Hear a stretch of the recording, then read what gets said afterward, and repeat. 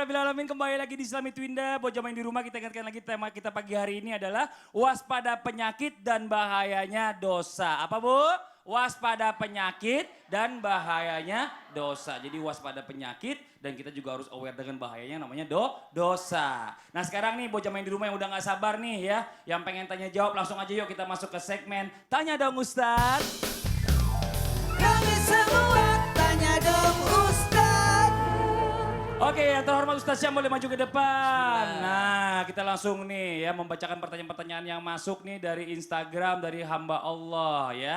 Assalamualaikum Pak Ustadz, Ustazah. Waalaikumsalam warahmatullahi wabarakatuh. Tanya dong Ustadz.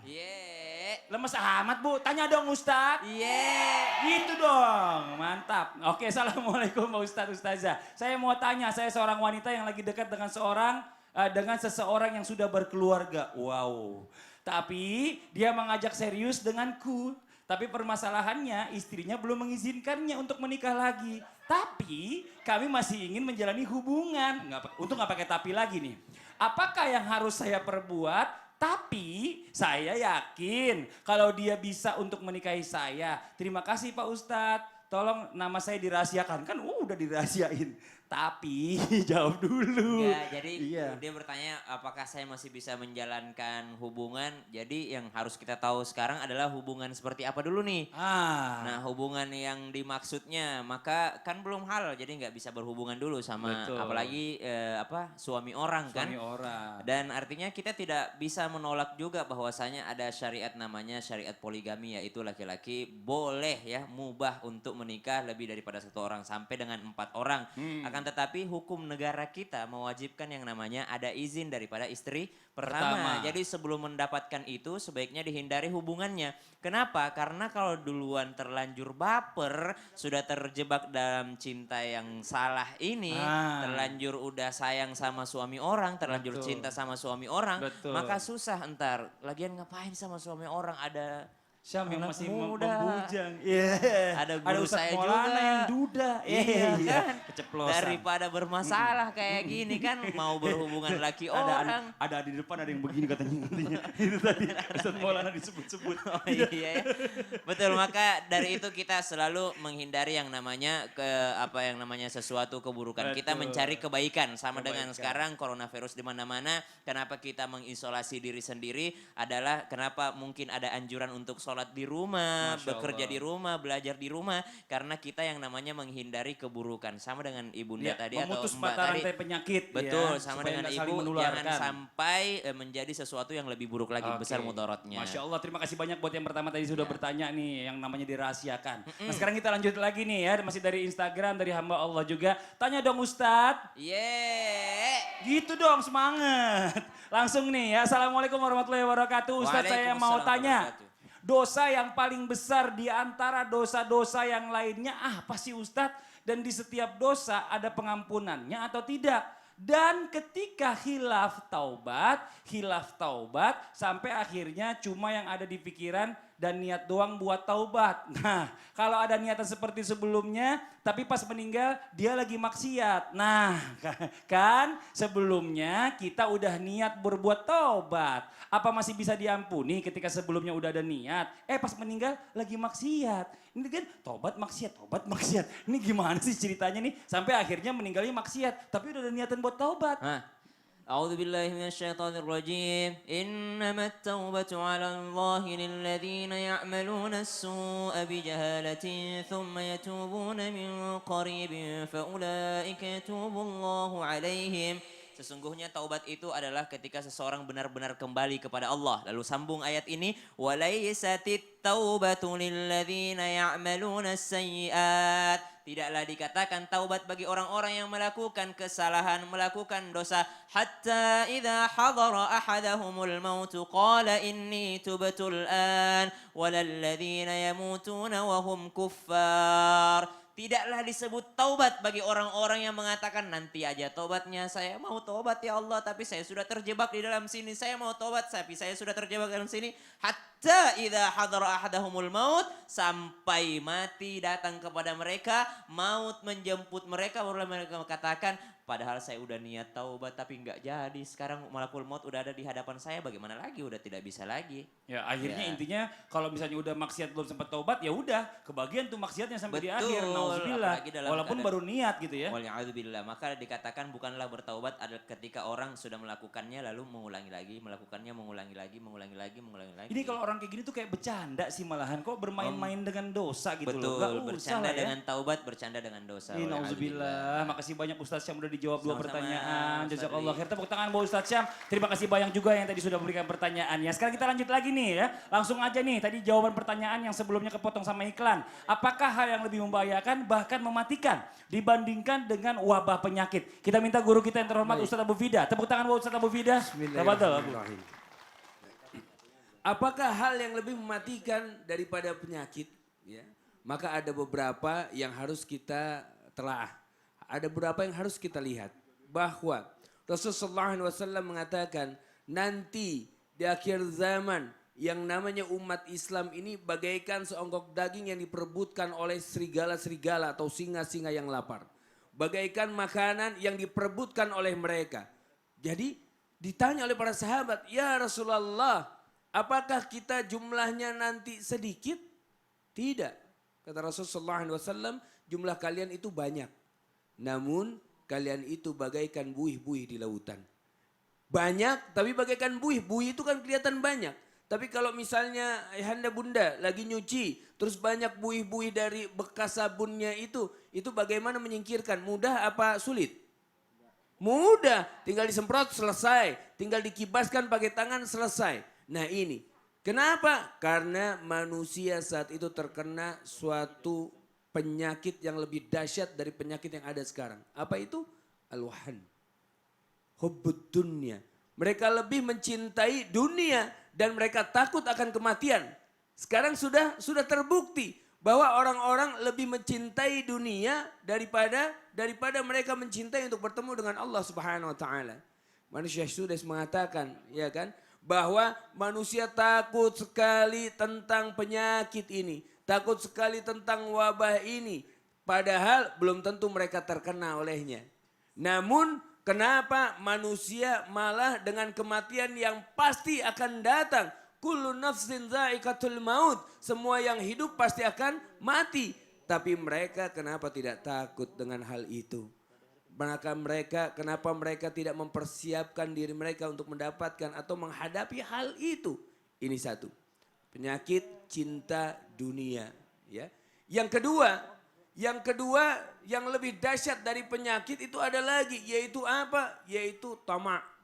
Tamak. Dia itu serakah. Dia itu maunya semua bagi diri dia saja. Sehingga lihat kemarin pada saat masker itu habis begitu kan. Itu karena apa? Banyak orang-orang yang ngeborong untuk dirinya. Dia nggak peduli. Tetangganya nggak punya masker. Nggak peduli orang lain nggak punya. Yang penting apa? Yang penting saya punya. Dan bahkan lebih dahsyat lagi. Baru-baru ini kan ada ditemukan. Digerebek satu gudang. Yang mana isinya adalah masker-masker diimpor dari luar negeri. Masker bekas lagi. Subhanallah. Dipaket ulang, dijual dengan harga yang tinggi. Subhanallah. Ini bayangkan. Kalau bukan karena sudah terjangkit virus al-wahan tadi. Kalau bukan sudah terjangkit dengan ketamakan. Ya, maka lihat mata hatinya ditutup. Tertutup oleh apa? Oleh keserakahan yang ada. Maka lihat. Allah letakkan akal itu adanya di dalam hati. Al-aqlu fis sudur kata Rasulullah SAW. Ya. Namun lihat pada saat Allah sudah kunci mata hatinya. Khatamallahu ala kulubihim wa ala samihim wa ala absarihim gishawa. Kata Allah begitu kan. Bahwa apa? Mata hati kalau udah dikunci sama Allah. Akal gak berfungsi dengan baik. Punya pendengaran gak bisa dengar nasihat-nasihat yang baik. Punya penglihatan gak bisa melihat hal-hal yang baik. Ya. Yang ada apa? Tertutup oleh dosa-dosa yang ada. Ini yang kedua. Kemudian yang ketiga, nah kalau sudah ada tamak biasanya dia bakhil. Biasanya dia pelit. Kalau udah tamak itu pasti pelit. Pada saat dia menginginkan seluruhnya untuk diri dia, pasti dia akan pelit kepada orang lain. Pada saat keuntungan yang dia raup, maka dia gak peduli dengan kesehatan orang lain. Gak peduli dengan keselamatan orang lain. Yang penting apa? Yang penting dia selamat dan yang penting dia makin banyak kekayaan yang ada pada dirinya. Kemudian yang keempat adalah takabur. Takabur. Ya. Takabur ini sifat dari setan. Sombong dia. Pada saat Allah perintahkan untuk sujud kepada Adam, dia katakan apa wastakbara, nggak mau. Dia enggan. Bahkan mengatakan bahwa apa? Nggak apa-apa. Paling ini juga cuman sebentar aja yang namanya corona. Nggak bakal kenal lah kita. Kita kan kuat, kita kan sehat, kita kan baik. Ya, takabur dia. Takabur. Kalau sudah takabur ini, subhanallah, kesombongan muncul. Lihat tadi guru kita Ustaz Syams mengatakan bahwa yang namanya Fir'aun itu dulu nggak pernah kena sakit. Begitu kan? Karena saking merasa sehat, kuat, kokoh, bahkan dia mengaku dirinya menjadi Tuhan. Ini bahaya sekali. Nauzubillah. Jadi sebenarnya bicara masalah tentang apa yang lebih bahaya daripada wabah penyakit ini banyak justru. Yang Salah terakhir satu nih tadi. yang paling Apa tuh? penting nih Mas Fadli. Apa adalah dosa yang kemudian dia sampai bawa sampai mati sementara dia belum bertobat. Yang tadi bertanya ini, tobat maksiat. Iya, tobat. Ya, tobat kumat. Nauzubillah. Iya. Jadi bicara masalah tentang apa yang menjadi bahaya-bahaya ini tadi Iya. cinta dunia dan lain-lainnya, takabur, terus bakhil segala macam. Ini juga lebih bahaya sebenarnya. Bahaya, daripada virus. ujung-ujungnya ditutup dengan su'ul khatim. Nauzubillah. Jazakallah khair. Makasih Wa banyak Ustadz Abu Fida. Tepuk tangan buat guru kita Ustadz Abu Fida. Jamaah. Ini Bu ya, sekarang kita ingetin lagi nih. Semua masyarakat sekarang lagi banyak banget yang lagi pada panik ya Bu ya. Panik, heboh, ketakutan ya gara-gara yang namanya wabah penyakit berbahaya. Tapi mereka belum paham nih ya gimana sebaiknya menghadapi wabah ini. Nah panik boleh, takut boleh, panik jangan ya, waspada boleh. Takut panik jangan, ini Masya Allah. Sebenarnya seperti apakah cara Rasulullah dan para nabi terdahulu dalam menghadapi berbagai macam wabah penyakit ini? Kita minta yang terhormat guru kita Haji Muhammad Nur Maulana, mohon izin. Tepuk tangan buat Pak Ustadz Maulana. Silakan Ustadz. Ya baik. Mungkin awal-awal kita lihat Masjidil Haram kosong, Ka'bah sunyi. Itu awalnya gimana ya perasaannya. Tapi lama-lama setelah saya lihat, ya ini karena cintanya. Ya cintanya ulama-ulama di sana sehingga dikosongkan, tidak boleh ada yang menyentuh, bahkan berapa ring. Betul tidak? Nah gimana kalau ada wabah penyakit? Apa yang kita lakukan? Ini hebat ibu-ibu. Orang wabah dia datang. Tapi aman ya Bu? Aman ya Bu? Dan terima kasih banyak di Trans TV sebelum masuk itu ada dulu namanya apa? Scan suhu. Jadi semua yang masuk di scan suhu. Saya tadi 34, Mas Fadli? Saya 35. Hati-hati 38 suruh pulang. Oh iya benar. Cara Rasulullah dan para nabi terdahulu dalam menghadapi berbagai macam wabah penyakit. Rasulullah Sallallahu Alaihi Wasallam bersabda, jikalau kamu mendengar tempat ada penyakit taun ya atau wabah di sebuah tempat, maka jangan kamu masuk ke daerah itu. Sekali lagi, jangan masuk ke daerah itu. Makanya benar, dilarang dulu berpergian, dilarang dulu keluar kota, disuruh dulu sekolah di rumah, belajar di rumah, berkantor di rumah, ya. Nah ini, lalu suruh di rumah, lari ke puncak. Dan jikalau kamu sedang berada, karena rumahnya di puncak. Dan jika kamu sedang berada di tempat yang ada penyakitnya, maka jangan kamu keluar dari tempat itu. Supaya tidak menimbulkan penyebaran. Makanya ada nama sekarang, alhamdulillah corona ini 14 hari insya Allah steril. Amin. Amin. Ya di udara berapa jam Mas Fadli? Apa tuh Ustaz? Kalau di udara berapa? Di udara. Nah, 3 jam. 3 jam. Kalau di benda besi? Sampai 12 jam. 12 jam. Yang Di non baju, besi? di baju bisa 8 sampai 8-9 jam. Jadi hati-hati tangannya. Makanya menjaga makanan yang kita makan. Karena halal belum cukup. Harus toiban. Baik buat kita. Karena walaupun itu adalah ibaratnya halal. Tapi lihat dulu. Tadi habis jatuh. Habis disentuh orang, habis ini. Makanya dalam kondisi tubuh kita harus jaga. Makanya dalam Islam ada namanya menjaga kebersihan. Jamaah, cuci tangan sebelum makan. Cuci tangan sesudah makan. Bahkan cuci tangan ketika bangun tidur. Kenapa bangun tidur? Karena kita tidak tahu di mana tangan ini nginap. Kenapa ketawa?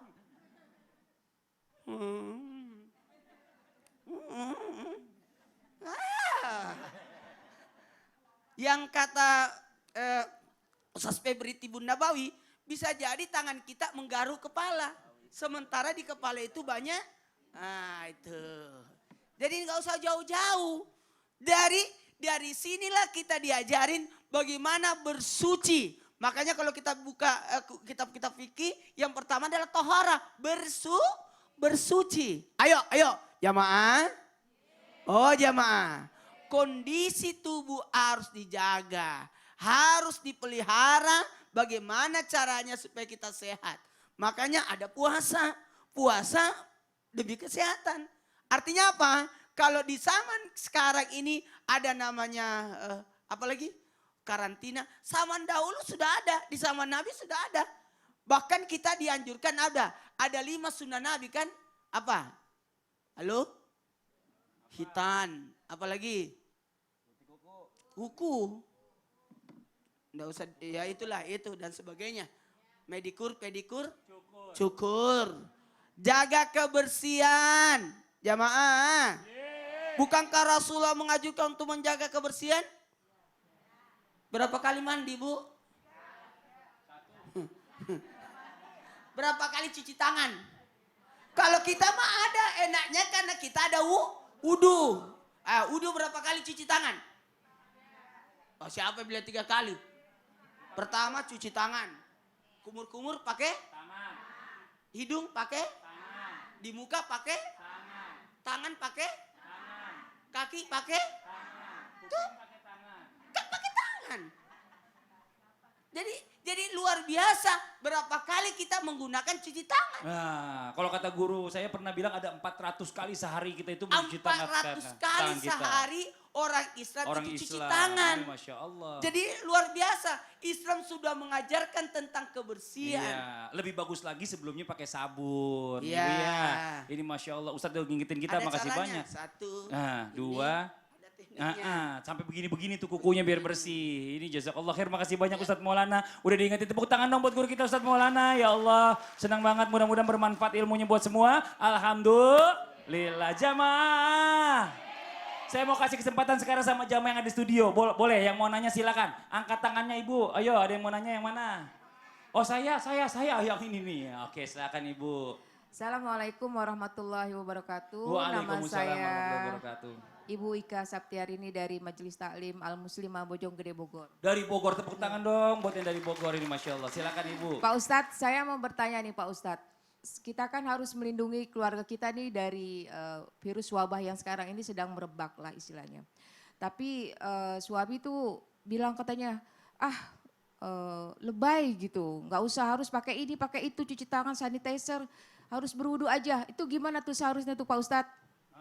Ya namanya orang ikhtiar cukup nggak kira-kira dengan Iya. berwudu aja gitu ya Bu ya? Iya, betul, Untuk Pak mencegah dari Ustadz. penyakit. Iya Kadang-kadang tuh. emang orang kan kalau misalnya ini kan memang kadang-kadang dengan pendapatnya tuh kekeh banget nih. Bersikeras. Coba Iya, Ustadz betul. Syam dulu deh jawab silakan dari anak muda nih, silakan mohon izin. Kita tidak memungkiri bahwasanya sunnah Rasulullah SAW adalah yang terbaik. Bahwasanya berwudu itu sudah menjadi yang terbaik. Al-wudu sijnul mu'min. Tapi kita tidak boleh menyalahkan juga orang-orang yang mencuci tangan dengan sabun. Karena siapa bilang Rasulullah tidak pakai sabun? Rasulullah pakai daun bidara pada zaman itu. Kemudian tadi sudah diambil contohnya pada segmen kedua iklan kita itu.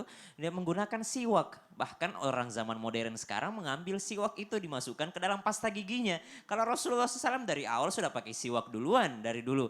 Maka tadi juga dijelaskan oleh guru kita. Pertama kali Rasulullah diajarkan sunnahnya ketika bangun tidur.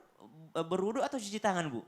Cuci tangan, maka saking pentingnya tuh cuci tangan. Saya yakin seandainya Rasulullah hidup pada zaman ini, Rasulullah akan menemukan sabun terbaik untuk kita. Rasulullah akan menggunakan hand sanitizer terbaik dan diajarkan untuk kita semua. Maka tidaklah termasuk lebay orang-orang yang menjaga kebersihan. Rasulullah cinta kepada orang-orang yang menjaga kebersihan. Adapun kalau misalnya perbedaan pendapat demikian, maka kita tidak menyalahkan suami ibu, dan suami ibu secara bijak pun jangan sampai menyalahkan orang-orang yang mencuci tangannya dengan sabun. Masya Allah. Mungkin ada perlu yang dikasih gambar Ada itu tiga, Ustaz Maulana. Apa tuh? Berkenaan dengan cuci tangan. Kaget saya. Ada tiga. Yang pertama, cuci tangan itu demi kebersihan. Ini yang pertama. Yang kedua, mencuci tangan untuk apa? Memutus rantai, apa itu? Rantai penyebaran virus. Itu. Jadi sebaiknya cuci tangan.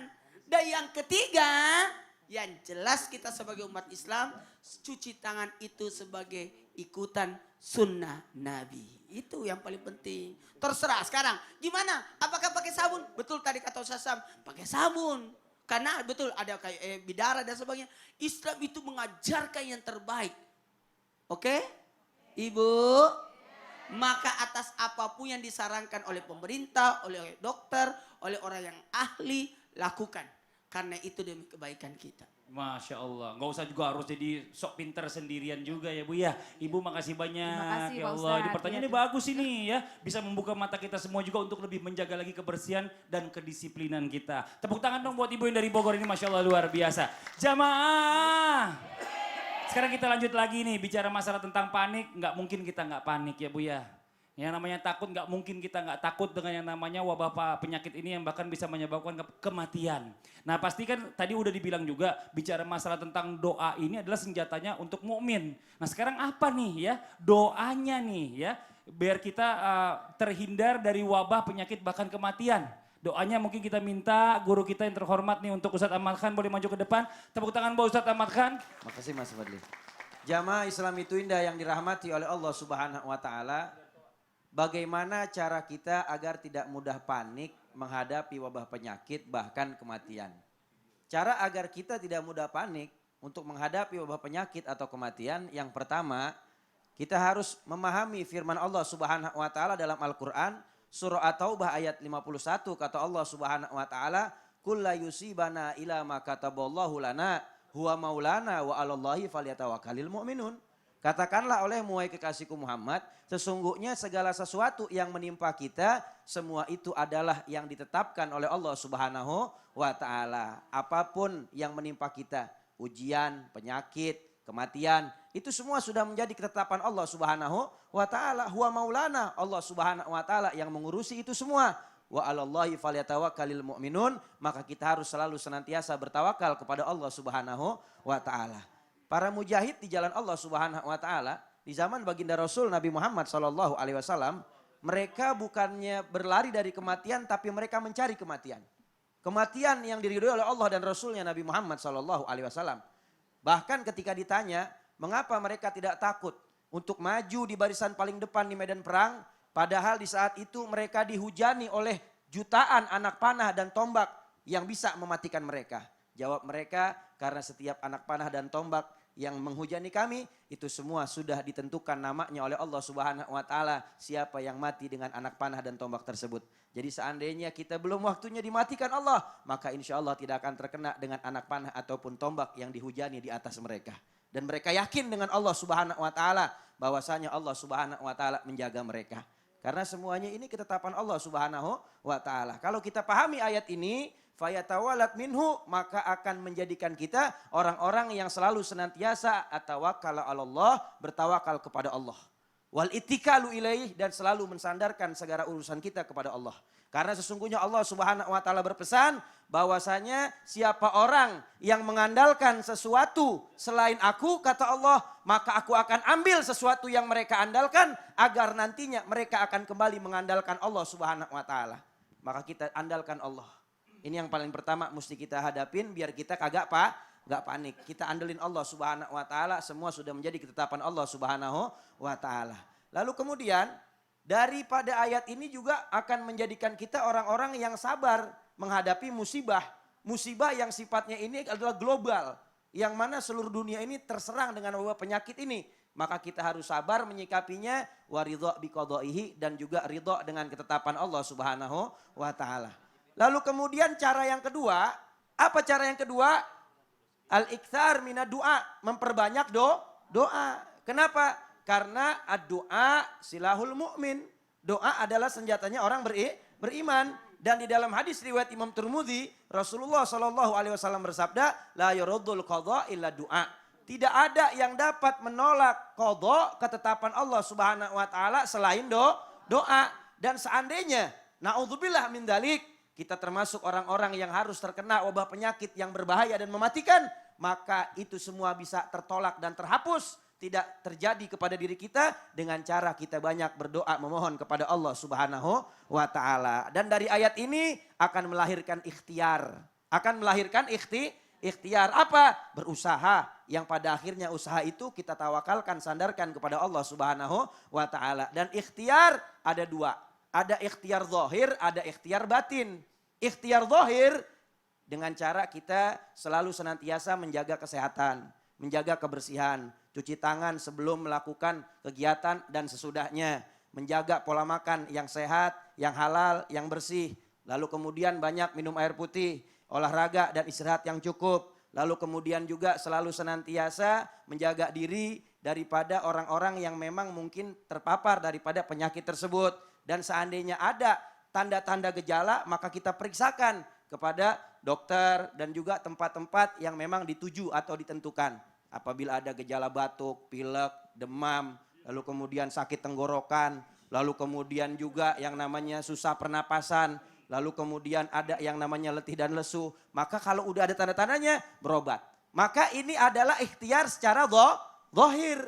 Tetapi ada ikhtiar batin. Apa ikhtiar batin? Yang pertama adalah wudu, menjaga wudu. Karena di dalam hadis riwayat Imam Tabrani, dulu Rasul pernah sampaikan akan datang nanti di akhir zaman penyakit yang berbahaya dan mematikan. Dan mereka semua tidak akan selamat dari wabah penyakit tersebut kecuali umatku. Karena mereka selalu menjaga wudunya, setiap hari selalu bertemu dengan air sebanyak 5 kali di dalam berwudu. Maka mereka dijaga oleh Allah Subhanahu wa taala.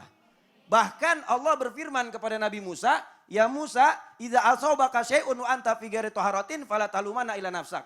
Seandainya kamu tertimpa musibah sedangkan kamu dalam keadaan tidak berwudu, maka jangan salahkan siapapun selain dirimu sendiri. Dan yang terakhir doa. Apa doanya? Bismillahirrahmanirrahim. Bismillahirrahmanirrahim. Allahumma inna na'udzubika minal baras wal junun wal judam wa sa'il asqam birahmatika ya arhamar rahimin.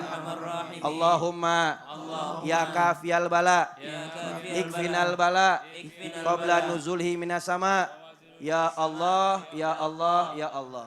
Masya Allah, nanti kita bahas lagi ya. Atau mungkin nanti kita masukin di sosial media Islam Siap. itu Indah. Masya Allah, makasih banyak. Sama-sama, Jazakallah khair. Mas Fadli. Karena waktu yang terbatas, tepuk tangan sekali lagi buat guru kita. Ustaz Ahmad Khan ini Masya Allah. Nah buat jamaah yang ada di rumah yang mau nonton langsung ya, boleh langsung aja kirim ke email kita atau SMS di nomor di bawah ini. Ya ingat, semuanya gratis tanpa dipungut biaya. Dan yang jelas nih setelah ini yang bikin penasaran setiap saya nonton Islam itu Indah.